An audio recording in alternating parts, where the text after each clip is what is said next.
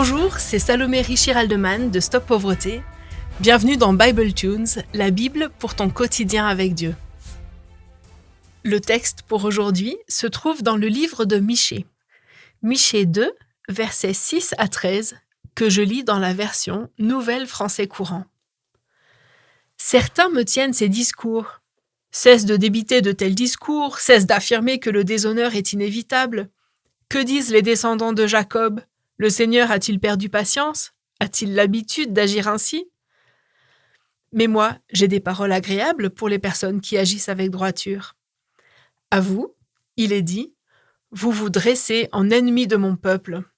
Vous arrachez le vêtement de dessus aux hommes qui reviennent du combat et qui avancent en toute sécurité. Les femmes de mon peuple, vous les expulsez des maisons qu'elles aiment.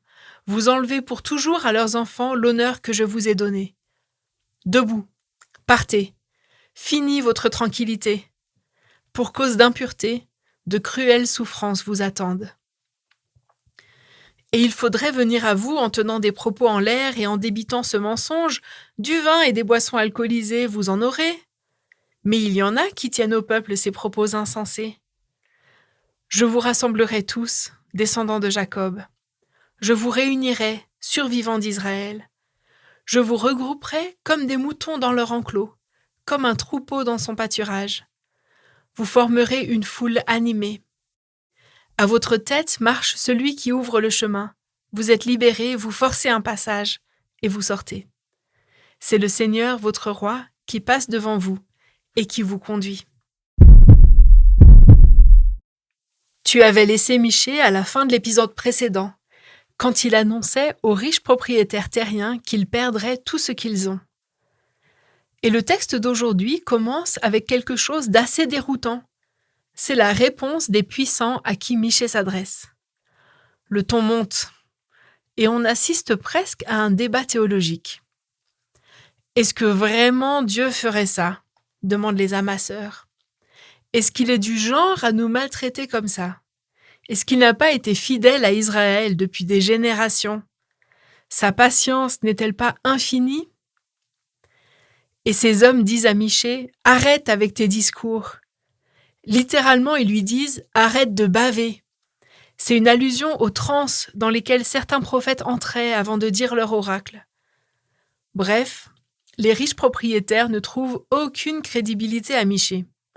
Ils sont convaincus que Dieu est de leur côté, quoi qu'il arrive. Alors Michée aussi monte le ton.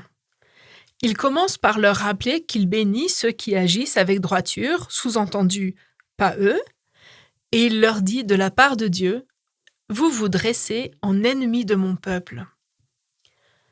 Tu te souviens que Dieu s'adresse à des gens qui, certes, abusent de leur richesse et de leur pouvoir, mais qui sont théoriquement de son peuple. Ces amasseurs de terre, ils sont eux aussi, de fait, des descendants de Jacob, les destinataires de la promesse de Dieu. Mais d'un mot, Dieu les désavoue. Vous n'êtes pas mon peuple, vous êtes les ennemis de mon peuple. Alors ici, les personnes dont les amasseurs se sont faits les ennemis, c'est-à-dire le peuple que Dieu considère comme le sien, ce sont les hommes simples qui reviennent de la guerre. Ça peut être peut-être les soldats qui reviennent du front ou des civils qui fuient la guerre dans leur ville. Le peuple que Dieu considère comme le sien, ce sont les femmes dont les époux étaient au combat et qui, en leur absence, n'avaient pas de quoi tenir les usuriers à distance. Ce sont les enfants qui vont être vendus en esclavage pour payer les dettes de leurs parents. Alors que le pays tremble sous la menace assyrienne, que font les puissants ? Eux, ils voient dans la catastrophe une opportunité. Pendant que d'autres meurent aux frontières, eux, ils s'enrichissent. Ils volent les manteaux des soldats. Ils s'approprient les maisons des familles vulnérables. Leur convoitise, elle est tellement vorace que même une invasion, même une guerre, ne sont finalement qu'un marché juteux de plus. Et c'est là que Dieu explose. Ce même Dieu qui a libéré son peuple de l'esclavage en Égypte ne va pas tolérer que ses enfants deviennent des pharaons. En exploitant la détresse, les profiteurs ont fait leur choix. Ils se sont exclus eux-mêmes de l'alliance. Car on ne peut pas à la fois invoquer le Dieu de justice et piétiner les plus vulnérables. Pourtant, les amasseurs sont convaincus que Dieu est de leur côté. Ils ont l'habitude des prophètes à leur solde qui leur promettent jouissance et abondance d'alcool. En fait, les puissants de ce texte, ils ont deux problèmes. Ils ont oublié que les promesses de Dieu ne sont pas inconditionnelles et ils ont plus confiance en leur foi qu'en leur Dieu. Le premier problème des amasseurs, c'est qu'ils oublient que les promesses de Dieu ne sont pas inconditionnelles. Dans la formule de l'Alliance, celle qui se retrouve plusieurs fois dans la Bible, Dieu déclare « Je serai votre Dieu et vous serez mon peuple ». Mais regarde les puissants dont parle ce passage. Ils célèbrent les bénédictions qu'ils reçoivent de Dieu, tout en oubliant l'essentiel, leur part de l'engagement. Cette alliance, elle n'est pas à sens unique. Elle repose sur une condition, sur une exigence même, la fidélité à l'alliance. Cette fidélité, en hébreu, elle est appelée Hesed. Alors, le Hesed, c'est quoi au juste? Le Hesed, dans la Bible, c'est l'amour loyal, la fidélité qui tient bon malgré tout. C'est l'engagement réciproque, profond, qui unit Dieu à son peuple. Quand Dieu dit « Je serai votre Dieu », c'est du Hesed pur, parce que malgré les infidélités d'Israël, il reste là, présent. Mais en retour, son peuple est appelé à vivre ce même Hesed, qui est une fidélité active, concrète, qui se voit dans la justice, dans l'attention aux plus faibles et dans le refus des idoles. Les amasseurs, ils veulent le bénéfice de l'alliance sans le Hesed, comme si on réclamait les cadeaux d'un mariage en refusant de dire oui à l'engagement. Spoiler, ça ne marche pas comme ça. Deuxième problème dans ce passage, la foi des Judéens, elle semble solide, mais elle est bancale. Les Israélites, ils ont une confiance aveugle, non pas dans le Seigneur, mais dans leur propre foi. Tu vois ce que je veux dire? C'est subtil, mais c'est crucial. Ils croient en leur croyance. Comme si le pouvoir était dans leur rituel, dans leur statut de descendants de Jacob, plutôt que dans celui qui les a appelés. On voit ça quand ils disent « Le Seigneur a-t-il perdu patience? A-t-il l'habitude d'agir ainsi ?» Pour eux, c'est comme un talisman. Dieu nous restera fidèle quoi qu'il arrive, parce qu'on est le peuple élu. En gros, les Judéens, ils ont inversé la logique de l'alliance. Ils pensent « on est safe parce que Dieu nous a choisis ». Mais Dieu dit « je vous ai choisis pour que vos actions montrent au monde qui je suis. Et si vous faites le contraire, alors on a un problème. » La foi, c'est pas un ticket gagnant. C'est pas une série de formules qui contraignent Dieu à agir. La foi, c'est faire confiance en la personne de Dieu, un Dieu saint, parfois imprévisible, qui refuse d'être enfermé dans nos petites convictions. Ces riches Israélites se sont exclus de l'alliance en devenant les prédateurs des plus vulnérables. Mais Michée ne s'arrête pas sur ce constat sombre. Le texte termine avec un dernier paragraphe, une promesse de rassemblement du peuple. Alors les biblistes débattent beaucoup autour de cette promesse.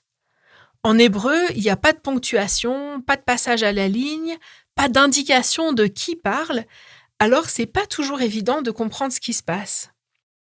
Pour certains, cette promesse dans le texte, c'est une fausse promesse. Pour d'autres, c'est bien une promesse divine. Mais dire que c'est une promesse divine ne résout pas tout et laisse encore des questions ouvertes et d'autres débats. Et je vais t'en dire un peu plus. L'option 1, c'est que c'est une fausse promesse, tenue par les faux prophètes du verset d'avant, qui essayent de consoler et de rassurer les puissants.